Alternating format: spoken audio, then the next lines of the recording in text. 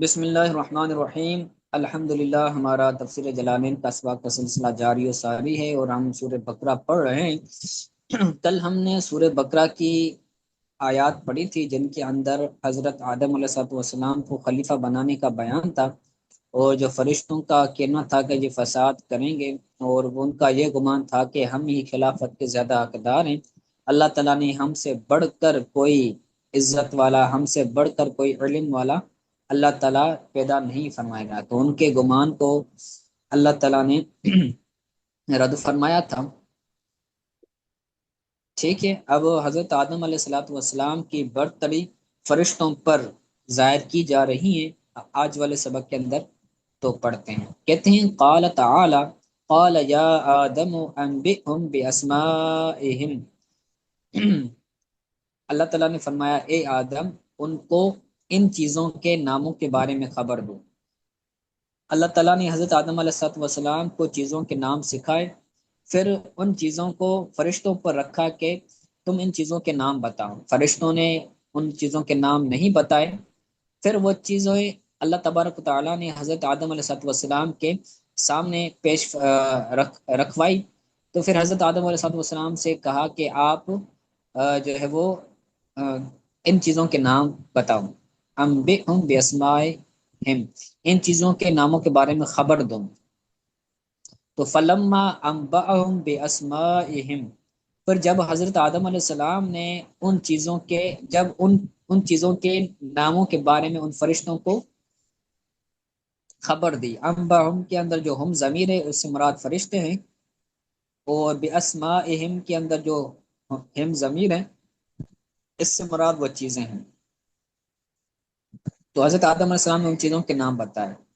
تو قال کے بعد تعالی نکالا، تو یہ قال کا جو فاعل ہے وہ اللہ تعالیٰ کی ذات ہے، تو یہ تعالی اس کی صفت بنے گی۔ اے آدم، خبر دو ان کو، کن کو خبر دو؟ ہم ضمیر کا مرجع بتایا، الملائکۃ، فرشتوں کو خبر دو۔ غرض مفسر ہوگا ضمیر کا مرجع بیان کرنا۔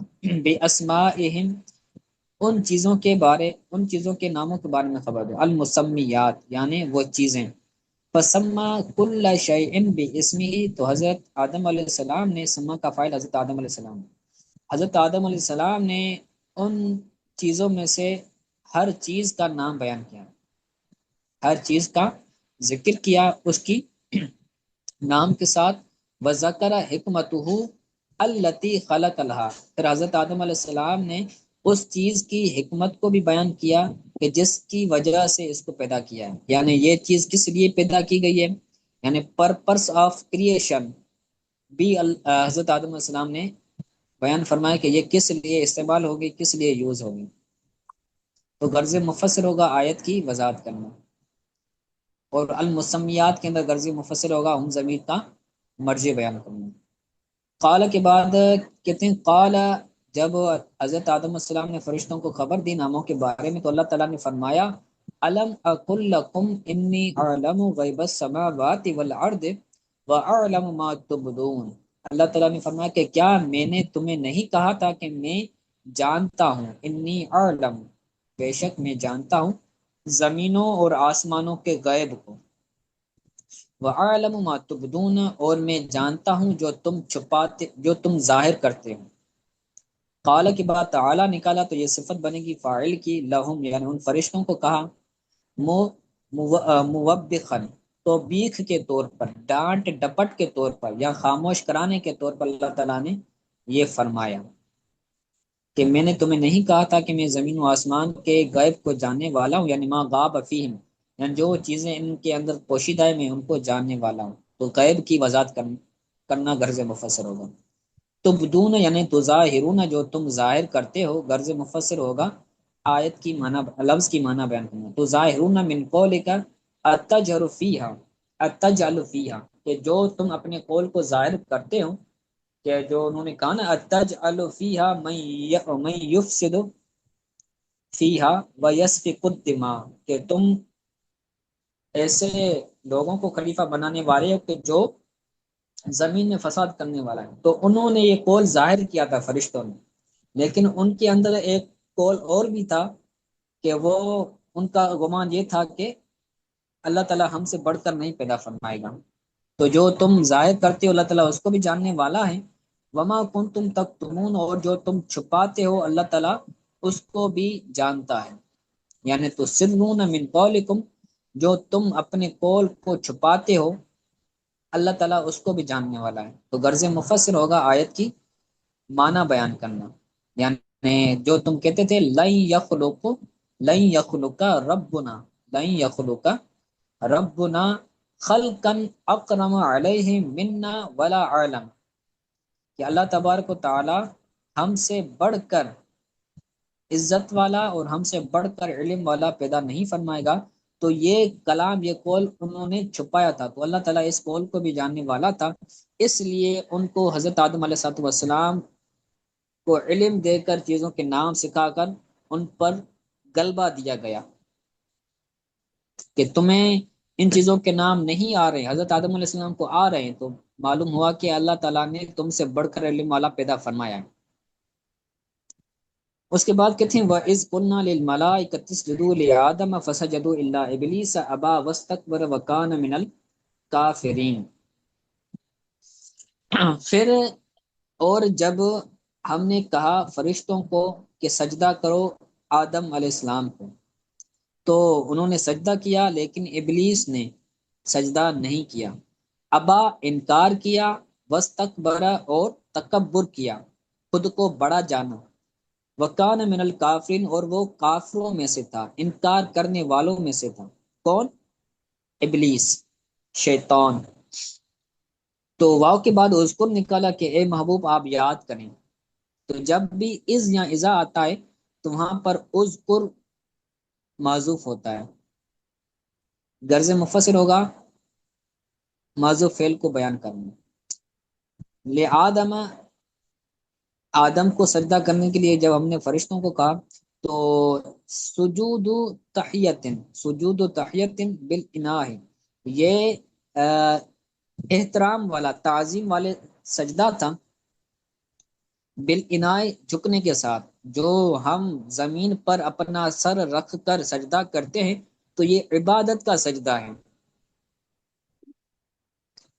فرشتوں نے جو حضرت آدم علیہ السلام کو سجدہ کیا تھا وہ عبادت والا سجدہ نہیں تھا بلکہ تعظیم والا سجدہ تھا۔ دوسری امتوں کے اندر بھی جو ہے وہ سجدہ کرنا جائز تھا، تعظیم والا، لیکن ہماری امت کے اندر دونوں سجدے، نہ عبادت والا سجدہ وہ تو کرے گا تو بندہ کافر ہو جائے گا، اسی طرح اگر کوئی بندہ تعظیم کی نیت سے سجدہ کرتا ہے تو یہ بھی جائز نہیں ہے، حرام ہے، ناجائز ہے۔ تو فرشتوں نے جو حضرت آدم علیہ السلام کو سجدہ کیا تو وہ سجدہ تعظیم تھا، اور بالحناء، جھکنے کے ساتھ تھا، جس طرح بندہ سر کو تھوڑا سا جھکاتا ہے تو اس طرح تھا۔ زمین پر سجدہ رکھ کر، پیشانی رکھ کر سجدہ کرنا یہ والا سجدہ نہیں۔ تو فرشتوں نے سجدہ کیا جیسے اللہ تعالیٰ نے فرمایا، انہوں نے کر دیا، لیکن ابلیس ملعون نے سجدہ نہیں کیا۔ ہوا ابو الجن، وہ جنوں کا ابا تھا، کانا بین الملائکۃ، وہ فرشتوں کے درمیان رہتا تھا، جیسے کہ میں نے پہلے عرض کیا تھا گزشتہ سبق کے اندر کہ سب جب جنوں کو اللہ تعالیٰ نے، فرشتوں کو جب اللہ تعالیٰ نے بھیجا تو دھکیل دیا، کوئی کثیر جنات مر گئے تھے، ان کا قتل کر دیا گیا تھا، عذاب نازل ہوا تھا۔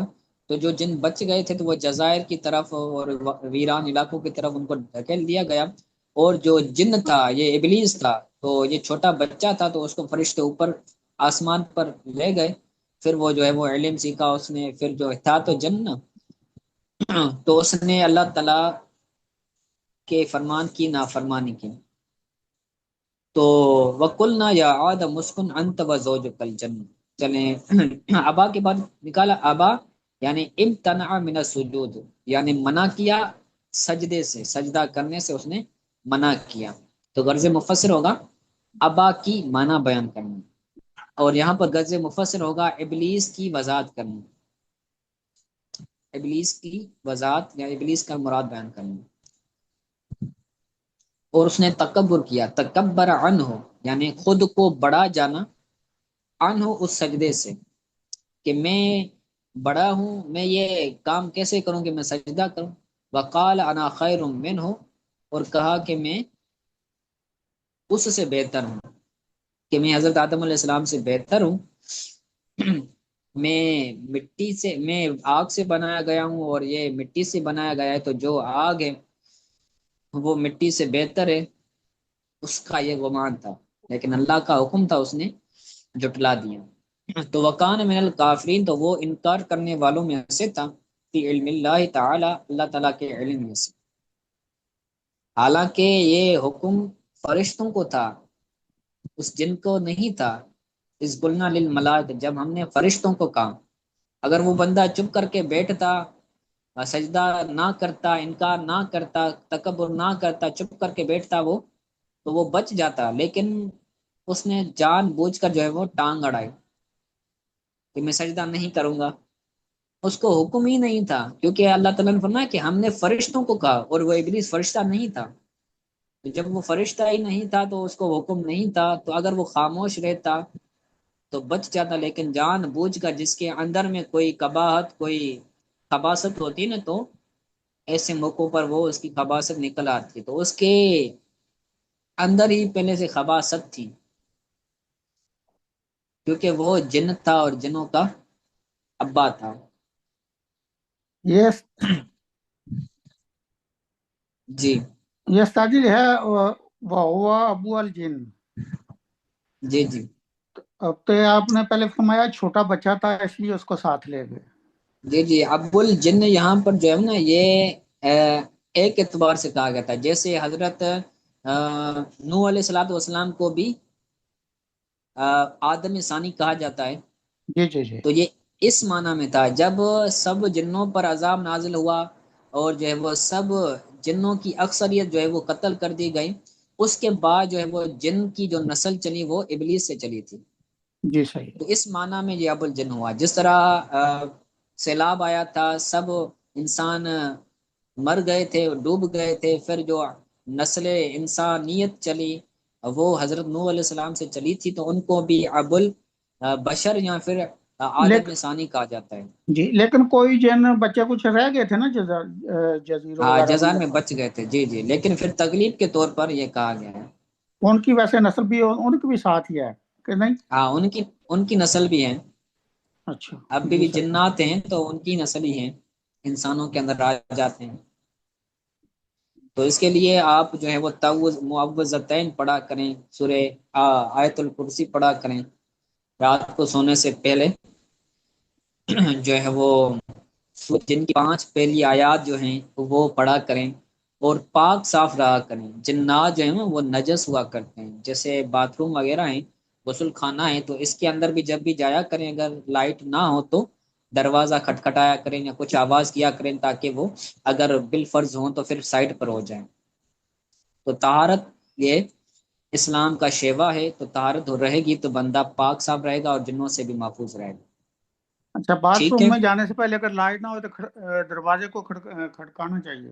کھٹکھٹائیں، یا لائٹ بھی ہو تو پھر بھی آواز کریں تاکہ ان کو پتہ چلے کہ ہم آ رہے ہیں، بعض مثلاً مثلا دروازہ کھٹکھٹائیں یا پھر جی کچھ صحیح۔ ایسی آواز کر دیں چپل سے۔